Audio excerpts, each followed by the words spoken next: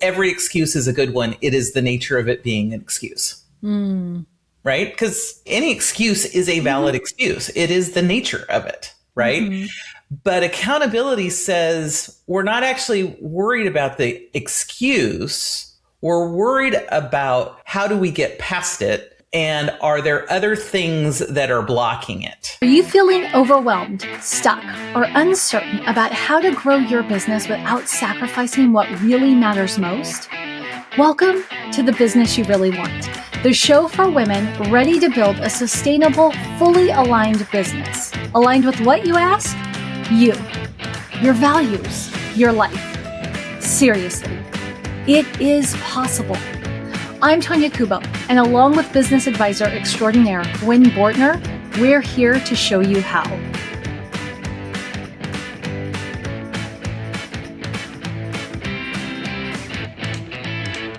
Accountability issues, I wish, were about time or tools, but they are not. They are not. They are about the stories we tell ourselves. And I can say this as an entrepreneur. I'm sure Gwen can tell you this as an entrepreneur. What we have found individually and collectively is that smart leaders are especially good at creating really believable explanations for why something didn't get done, even something really important or mission critical. And so today, Gwen and I are going to talk through those narratives that derail accountability, and Gwen's going to help us rewrite them. So Gwen, something I heard you say probably eons ago, or maybe a year ago, it all blends together now that we've been working together so long, is that accountability, we want accountability to be like logistical, right? We want it to be just nuts and bolts, but it's really emotional. I was just hoping you could help me and our listeners understand a little bit more about what you mean by that. Well, because true accountability, and we talk about, true accountability all the time, is reflective. And reflective is about actually asking yourself hard questions about behaviors and actions. I don't like and that is a much more emotional thing than did I do it or did I not do it? Right. So one of the phrases that I've used for years and years and years and years and years, long before I was on this particular, accountability train, is every excuse is a good one. It is the nature of it being an excuse. Right? Because any excuse is a valid excuse. It is the nature of it. Right? But accountability says we're not actually worried about the excuse. We're worried about how do we get past it? And are there other things that are blocking it? Right. And so that's much more of an emotional thing. Right. So that actually reminds me of something current that's going on right now. So a friend of mine hired a team to do a tech migration for them. And the migration was supposed to be done December 31st. For those listening, it's going to be March, but we're not recording this in March, but we're recording this toward the end of January. And we definitely missed it. We definitely missed it. And about early December, she had reached out and said, I'm a little concerned. It's supposed to be done by end of December. And the owner, right, because of course they have a team, says, we're doing our best, but when's your drop dead deadline? And she said, well, my drop dead deadline is February 1st or February 4th. And then I need to cut ties. I can't keep paying this other service. I need to have it fully migrated. And she's like, okay. Well, she goes in last week because she's like, I haven't heard from them, and realizes that there's stuff migrated over, but none of it's been formatted. It's all content, right? That has to be migrated over. And it's a beast of a job, and it hasn't been done. And so she does what a lot of business owners do. And I should have been looking at this all along. They said they had it. I believe they had it. We've heard this. And, and she reaches out to me and she's like, I don't know what to do. And I'm like, you've got to put it back on them. You've got to have that hard conversation. Because she said, well, I tried to say, I don't see how this is going to be done by February 4th. And, based on all of this stuff. And the response she got back was, oh, I'm so sorry. I thought you knew the service we were migrating to better than you do, which immediate red flag. Why are you blaming me for this? Right. So I feel like there's a lot of our examples here that we can pull out of this story, which is why I'm spending some time telling this story. Yeah, no. Right? Right. So of course, my friend is like, whoa, did you just blame me for not knowing about the service you said you were an expert in? Okay, don't like that. But the other thing is the service provider says, well, can you just go to a month to month? I know you're on an annual contract with that other service. Can you just go month to month with them until we finish this out? We just need a little bit more time. I'm going to have to look, and then start saying, well, maybe what you can do is you can change your email service provider so that we don't have to do so many Zap integrations. Maybe you can do this. Starts talking her through changing out her tech stack, all to make sense of this issue of why a migration is not going to make it now two months past deadline, or a month past deadline. And of course she's like, no, I can't pay for the service again. That's why I hired you 6 months ago. And all of these things. So I said, well, you're going to have to just say, look, here's the options, right? And of course, nobody wants to be the bad guy, but it's like option one, you pay for the service since you're the reason that we're going beyond. Option two, you get it done on time. I think we could all agree that's what we want. Right. That actually should be option one, right? Right. Well, I mean, exactly. Like, that's option one. And then option three is you pay for the service and you do the rest of it for free, because I've been paying you now monthly for doing this, and I'm not getting what's worth it. I said, and obviously the best option is that they just do it on time, because that's really what we all want. Right. And then the response back was, I understand how you feel, da, da, da, da, da. I had a death in the family. It put us behind, yada, yada, yada, which of course makes perfect sense. None of us wants to be cold and heartless, but why didn't you reach out when you had the death in the family? Right. Right. If you have a team, why isn't there somebody in your team who was put in place to ensure, like what does this say about your business and your structure that this derails the whole thing? And again, why is it on me as the client to pay double for services because you went over? Right. All right. So I want you to tell me all of the emotional stuff that went into that situation, because I think you're, ultimately, right, they're good excuses. Right. It was more complex than we thought it was. That's a good excuse, and it's most likely true. I had a death in the family. That's a good excuse, and it's most likely true. I, as client, should have been checking their work more than I did throughout the 6 months. I shouldn't have just assumed they had it when I saw things that were wonky. Also true. And a really good excuse to give a pass. So, and back to every excuse is a good excuse, right? The first emotional piece started by not having regular milestones and check-ins for a project that long. So I think that's the first place that we don't do our emotional work, because we feel like asking for milestones and check-ins and regular performance checks is us not trusting someone and saying, we don't actually believe that you can do this, so we need to do these things, which to some degree is actually true. But if you're capable of doing the things, it's not going to be a problem. Right. Right? I mean, that's the thing. We don't want to say that because we feel like, well, that's saying I don't trust you. Well, unless you've got a long history of working with this person on this kind of project in this kind of way, it's fair. Even if they come, highly recommended, a strong referral, all of the things, the gut feeling is all right, all of that. One of the phrases that we've been using a little more around here is trust, but verify. Right. And so you wouldn't hire them if you didn't trust that they were actually capable of doing the work. This is the verify part. Right. And we feel like verify, we have micromanagement has gotten such a bad rap.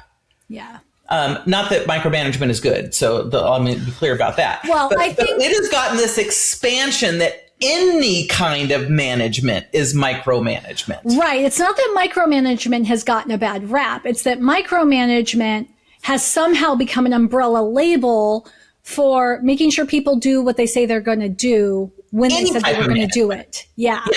Any type of management has become micromanagement. It's like, no, the micromanagement is a very specific behavior that, quite honestly, most people don't do.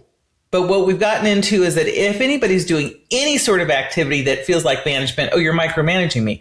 No, I am not.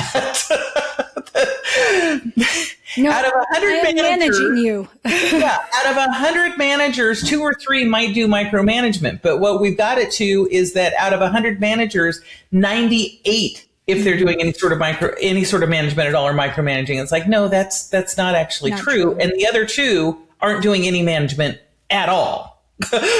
Right? So we're afraid to micromanage. So that's the first piece, even though none of this would be micromanagement. It would just be checking in, verifying, managing your side of the project, right? So that's piece number 1.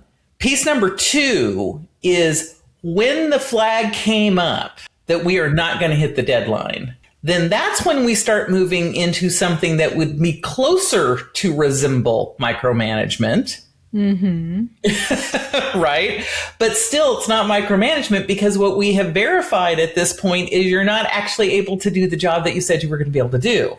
Right? And this is where we're afraid to actually say all of the hard things. That's the next emotional thing, right? Which is, so apparently you don't actually know how to do this job. Who and how are you bringing in people to get this job done? Because it needs to be done by this time. What are your guarantees back to me? I'm no longer paying as of January 31st. And if it's going to take you 6 months, you're going to take 6 months. If you don't deliver, then I'm going to actually go after you in small claims court because you didn't deliver a service that I paid for. I mean, it's saying all of the really hard things that none of us actually want to say because we like people and we don't want to be considered bad. But at the same point, how is it not bad that you've paid somebody thousands of dollars for something that hasn't been delivered? Yeah. Right? Like if you paid a car lot $20,000 for a car, but never got a car, you wouldn't hesitate to say, well, that's fraud. That's, I mean, like, but because it's people serving people, we're like, oh, but we can't, it's like, no, everyone has to own their piece of it. They have to come up with a negotiation, but those are hard conversations. And this is where you've heard me use the phrase, this can be short, hard, or long, hard. Right. And so emotionally, we don't want to do any hard. Right. Right. And I think you and I were talking about that. So what we do is we assume that if we avoid short hard, somehow long hard is going to take care of itself and it won't be hard.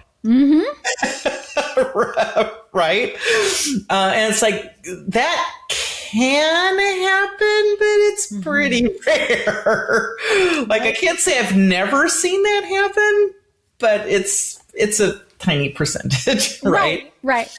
And it never happened. Well, and there's always the cost involved in waiting for it to happen, right? Right. I mean, because it's still hard for all of the long time until it solves itself. Right. So some of the emotional stuff that I was thinking about as you were talking in this specific situation, right, is one of the issues that causes us to do this, right? And we'll get into the stories in a second, is we want to protect our identity, our reputation, right? Like we want to believe that we are better than how we are behaving. And, on one hand, you've got a client in this specific case who doesn't want to be thought of as a nightmare client, doesn't want to be micromanaged, wants to be like, I paid you a fee, you're going to do this thing, you said you could do all this, go do it. I hired you as a professional, so I'm paying you as a professional, and so I'm going to treat you like a professional. Yeah, and you've got this service provider who is like, I am an expert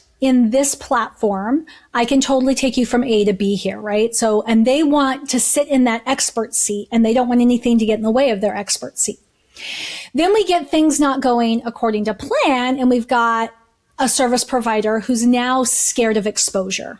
Oh my gosh, if they knew that we are in over our heads, we'd be in trouble. They wouldn't want to pay us. Okay, we've got to keep this hidden, right? So we're not going to communicate, and we're going to pray to God they don't ask us anything.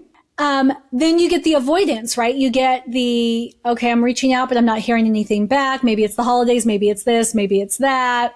And then, they bit off more than they could chew. At some point, they probably realized that this was way bigger. Like they way underbid for the project. Yep. And at that point, they could have said 3 months in, oh, this is way bigger. This is not going to happen. Right? But they don't want to admit they bit off more than they could chew, because then that negates that identity as we are subject matter experts here. Yeah. Right. And they rinse and repeat. What are the stories that you could see the CEOs telling themselves in this situation? What side of the story? The story that they immediately tell is, I hired a professional. I'm going to treat them like a professional because anything else is demeaning. Right. Exactly. Right. It's like, I thought they were handling it. I paid them to handle it. Right. Yeah. But I think also, right, I'm too busy. I'm too busy to check on them. It's part of the same story. Mm-hmm. I hired a professional because I didn't want to have to do the work to manage it, to do all of the things. Right. And so it's part of that same story. I hired a professional because I'm too busy. I don't have the expertise. I want to hire someone who has the expertise. I could figure this out. I don't have time to figure this out. Right. But I think there also is a story of, like you said, I don't want to be a nightmare client. I think that's definitely a story that we have in our head. Right. And I want, I think there's also a bit of, I want to believe that, this happened in another group, and I really appreciated this example. We were in a group, I don't know, there was about 50 of us in the room, right? So it was a good sized group, but not a huge group. And the question was, how many of you have ever felt like you were taken advantage of by another service provider? Ooh. Right? And like, ever, right? And everybody raised their hand.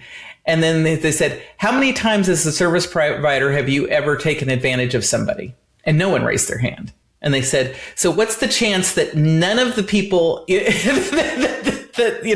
that is actually true? Well, it's zero, right?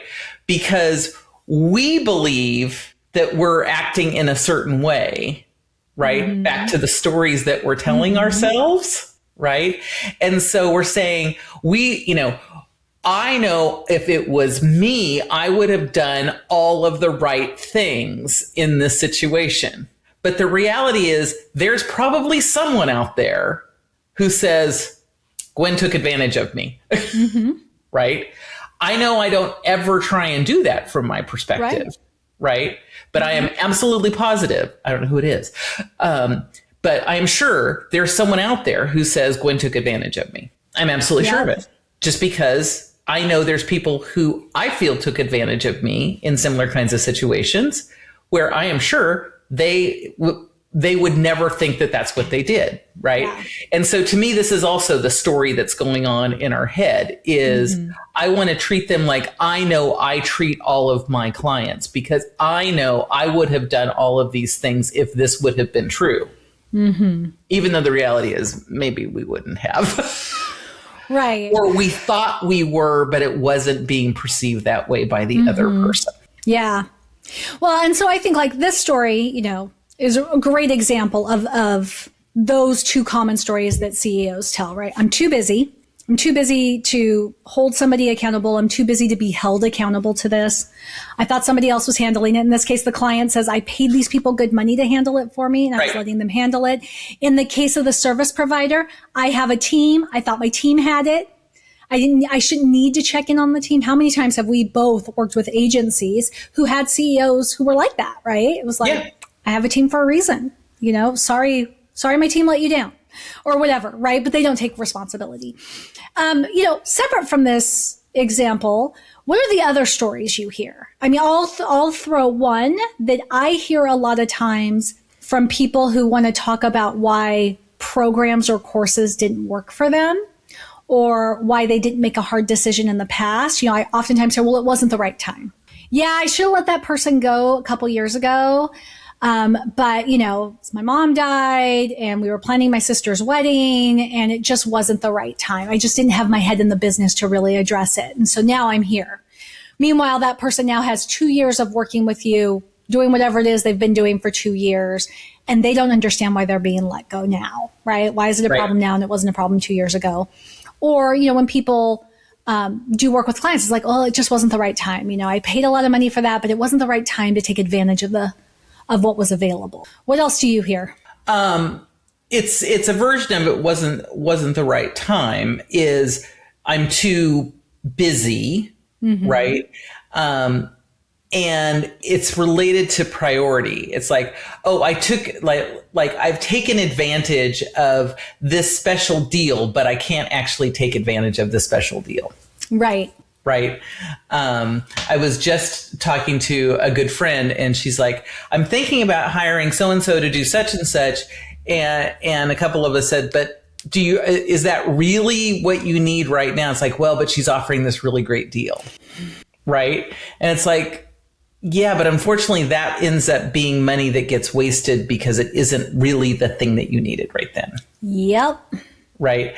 So we get caught in the urgency, you know, trap, the urgency sales trap, that may or may not actually be beneficial to us. Right. Another one is back to, we think each of these things is going to be the silver bullet. And so we buy it, we put a tiny bit of effort into it, and it's like, nope, that's not solving the problem. Gonna buy the next thing. Put a little effort into it. Nope, not solving the problem. Oop, buy the next thing. Right. Not actually being able or willing to put the effort into it, because what we're really wanting is, like I said, that silver bullet, that magic thing that just happens. Right. Right. And I don't know. Have you found any silver bullets? I haven't found any silver bullets yet. I have not found any silver bullets. And I think also the search for the It doesn't mean though I haven't kept trying to buy them. Right. I mean, you know, it's like that thing, right? If it sounds too good to be true, it probably is. Like I feel that in a lot of ways. There's also, I think, sometimes this like quest for clarity, right? Especially in delaying decisions. I think of, you know, I told my team I was going to get a thing to them by a certain deadline and I didn't. Well, it's because I needed more clarity before I could make the final decision. You know, I don't want to send my team chasing rabbits. And so I'm holding off. Well, and something else, you know, we haven't talked about this a whole lot, I don't think, on the show, but we talk a lot, and I talk a lot about to my clients, is personality type. There, you know, if you play it all into the personality type world, you know, which is the extrovert, introvert, you know, all the 4-letter definition, that last pair of letters, the J and the P, is often how we think about projects and time. And my experience has been, like, I've got no data on this at all. So this is totally, you know, just my experience. But my experience is most entrepreneurs have a P personality type, which means they work as they're inspired. Right. And which is part of their superpower, right? It's not like this is a good thing or a bad thing. But the other is they don't want to share anything until they absolutely positively have to, right? As far as decisions, information, all of that, because they want to leave their options open. That's part of part of their process, right? But the problem is most people that entrepreneurs hire, not, you know, all, right, but a lot, are J personality types, and they don't know how to get started until they have all the information, right? So, you know, using the example that you had, not saying this is it because I've got zero information on this, but I could see this. I've seen this in other environments, that it could be that the owner of the agency is a P, right? And her people are J's. And the reason they didn't get it done on time was she was still thinking about things and deciding on things and didn't give enough information to her J people. So they couldn't get started in the way that they wanted to get started. Yeah. And so likely once we started getting close to deadlines, like, oh, I finally got to make these decisions. And I'm just, totally making this up. Right. But it could be like, oh, so it's now December 1st. I need to make these decisions, makes the decisions, tells the team, and they're like, okay, now we can really get started. And so actually the 6-month project for them didn't start till December 1st. Right. In a real doable, deliverable kind of way. Right. And if it's still a 6-month project, that means it's not done until May. Until the end of April, right? Yeah. And so, there's all these kinds of things of like, I want to leave my options open. Mm-hmm. And I think that's another thing that we get, that's an excuse that we tell ourselves. I need to leave my options open because something might change that I need to be able to, pivot really, really fast. And if I have to undo something before I redo something, that's going to be problematic. Right. Which isn't usually true. Yeah. So the most common stories we've got here is the I'm too busy one.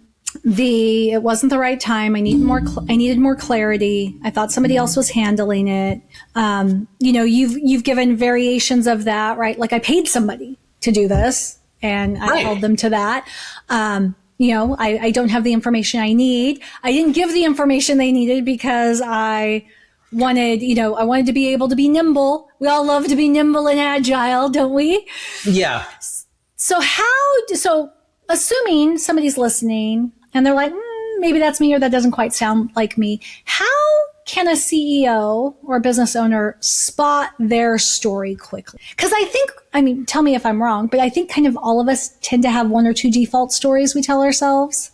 And I think that's it. It's start looking for pattern recognition. And of course, what I'm always going to say, which is this is why it's good to have someone else that you are in an accountability process with in a consistent basis, because it's often them hearing a similar kind of story multiple times will be the one who says, so anytime this kind of thing comes up, this is the story I hear. And then you are like, oh, that's, because most of the time, back to any excuse is a good excuse in our head, right? The story that's inside our head is saying, hey, this is legit, man.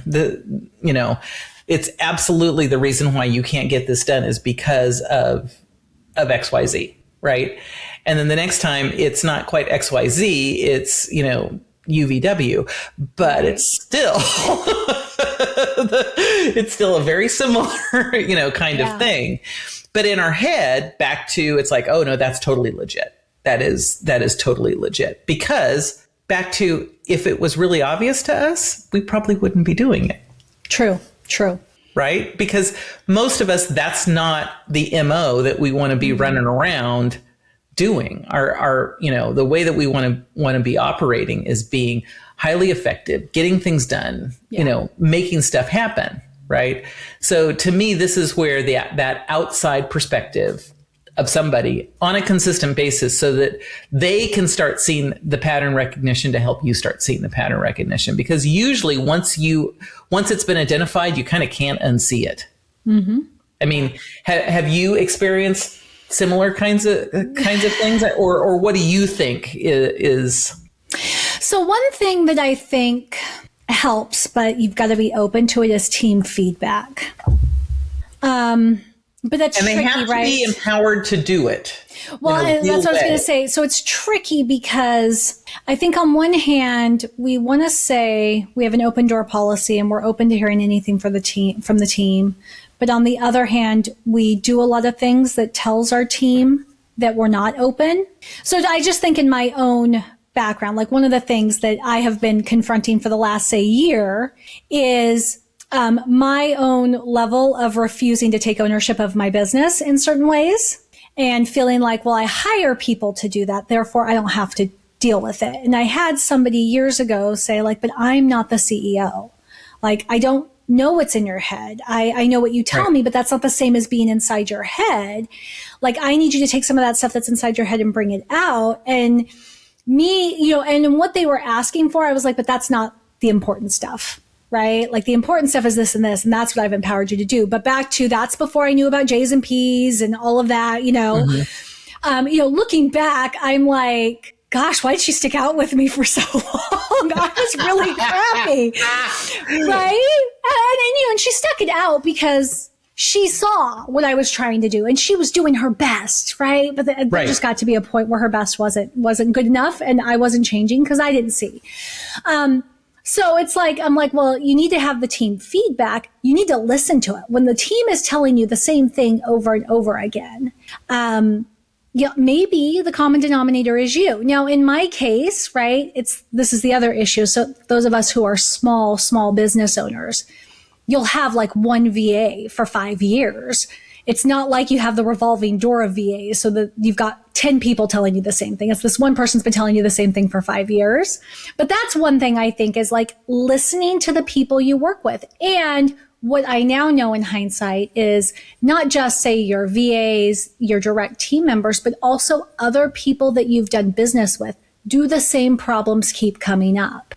Because and it was interesting when you said that because the thing that popped into my head is some people say, yeah, I've hired this VA, it didn't work out. I hired this VA, they actually do have that revolving door, right? They have that revolving door. And so at that point, it's like, so are all of the VAs having the same problem? Because if they are, then that problem likely is you. Right, exactly. And, now, like knowing what I know now, largely in the work that I've done with you is when I look back, I go, oh, there are the issues I had with that assistant have also manifested in different service provider relationships.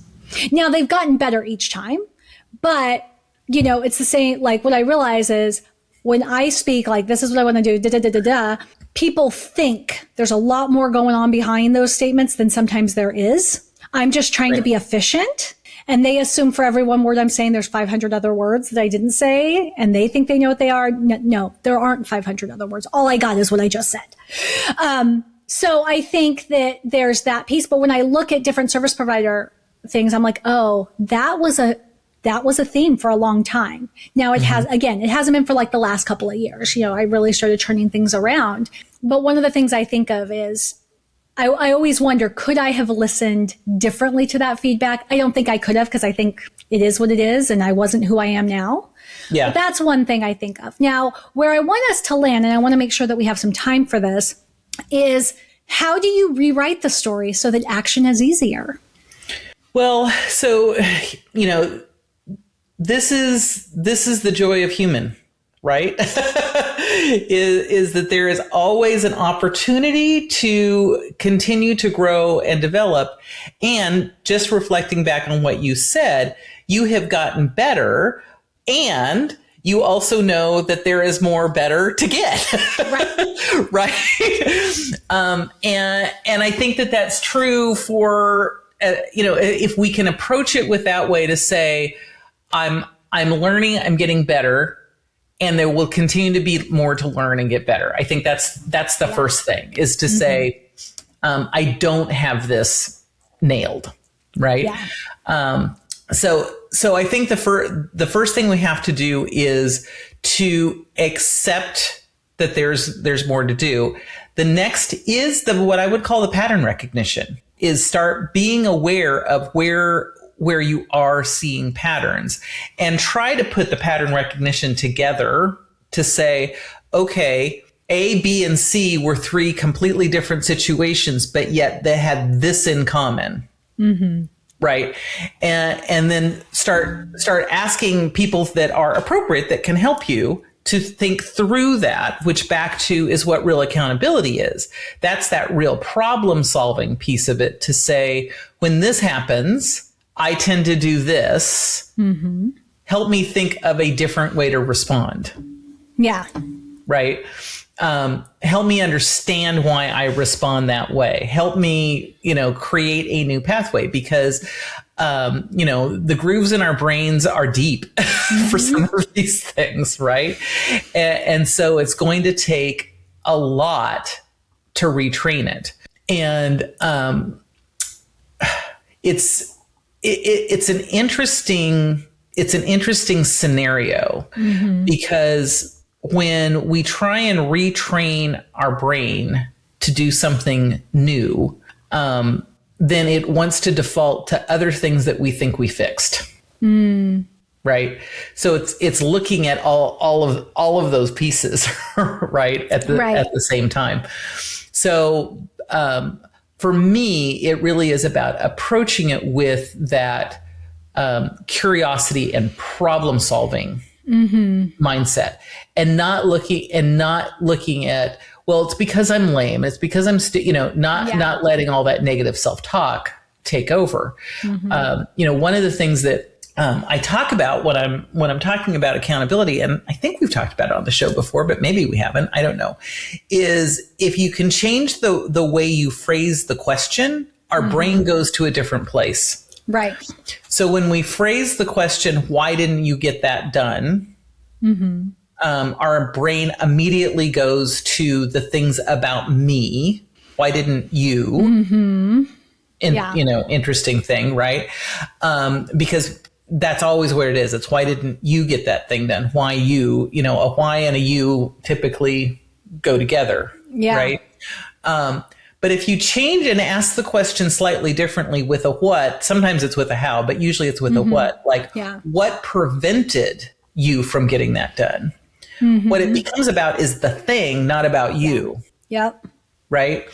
And so that helps us get into that curiosity place about the thing, as opposed to me, I'm bad, I'm useless, all that horrible voice that I think almost all of us have in our head at some point. That's, I was lazy, I was stupid, I was lame, the list goes on and on and on. Right. Yeah. I mean, I think definitely like reframing the story is important. And, like you said, you didn't say this specifically, but I think a lot of times this is where we need external support. Oh yeah, for sure. Because it's just hard. It's hard to recognize our own unhelpful thinking. I don't want to go so far as to call it toxic, although sometimes for some of us it is toxic thinking, but it's hard to overcome our own unhelpful thinking because all we have are more unhelpful things to say, like and it's beating ourselves down. Yeah.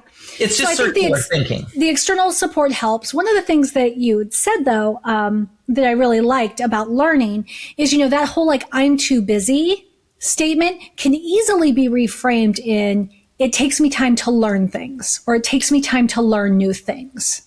Right. Which is very different, right? It's not about me and I'm too busy and I just need to be more efficient and better and blah, blah, blah. I take too long. It now is, well, I'm learning, and learning takes time, right? Back to focusing on that entity.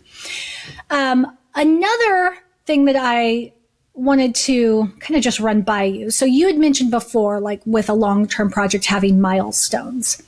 I think there is a way we can kind of do that with ourselves, right? Is if we find that we get stuck in the same places, we can create some micro commitments. Like if I know, like I always get stuck between agreeing to do the thing and getting started on it.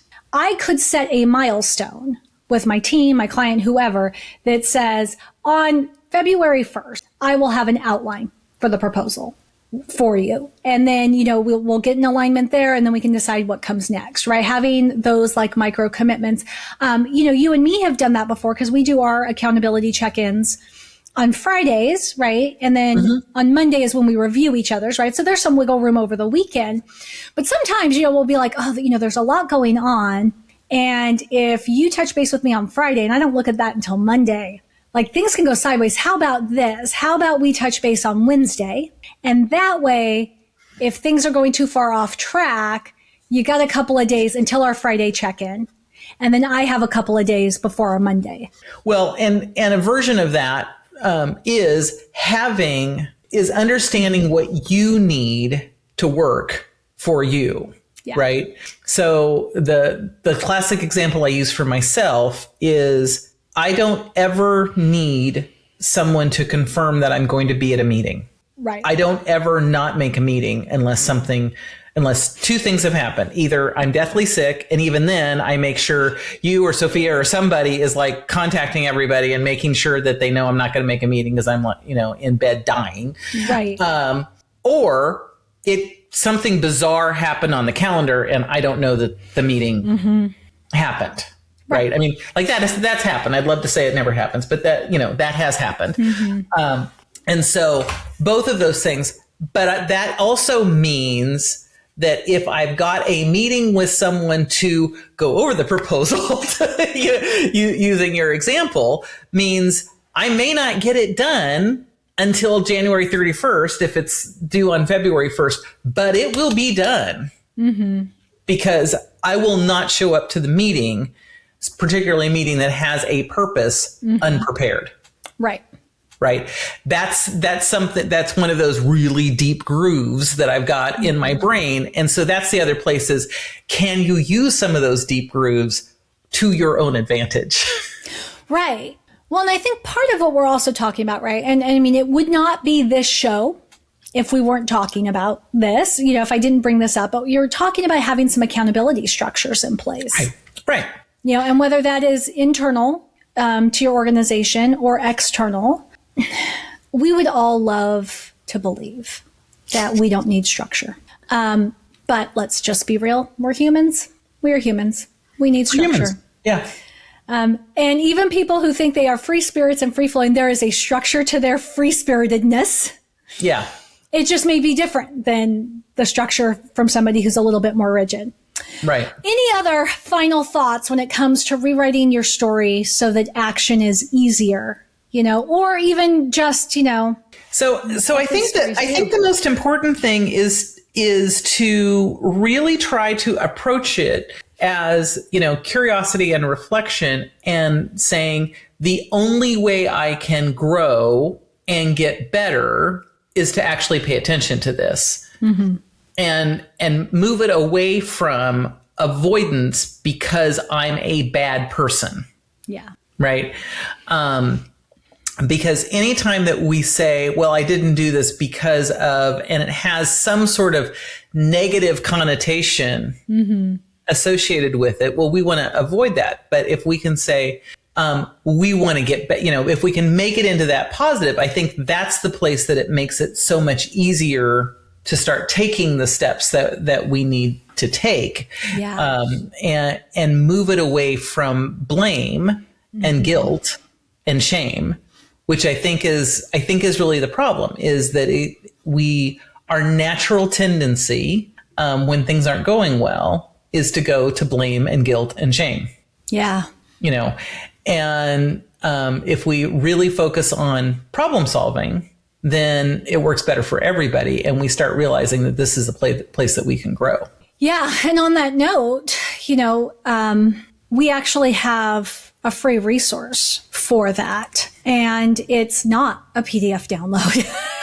It's not cold and like one more thing for you to support your circular thinking. But like if you're listening right now and you're thinking, I need external support to help me with new framing, to help me with micro commitments. I need a structure of accountability. I just don't know where to begin. That's where that weekly accountability nudge we have called our one really good question email, because we don't have a better name for it yet. And it is really just one really good question emailed out every Friday from Gwen. If you choose to respond to it, right? If you want to participate in that accountability structure, that external support, you get a personalized response from Gwen. If Gwen's out of the office, you'll get one from me. Yeah, sometimes we have to tap the bench for some extra support. Right. But most of the time it comes directly from Gwen. If you want to sign up for that, again, it's free. It's at everydayeffectiveness.com/question. You can get more details there. But that is a great way to dip your toe into the water of debunking these stories that we consistently tell ourselves that aren't serving us anymore. And with that, we'll see you next time. Thanks for tuning in to The Business You Really Want with Gwen Bortner. I'm Tonya Kubo, reminding you that sustainable success is within reach.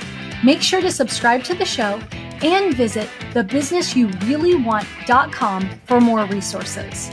Until next time, keep dreaming big and acting with intention.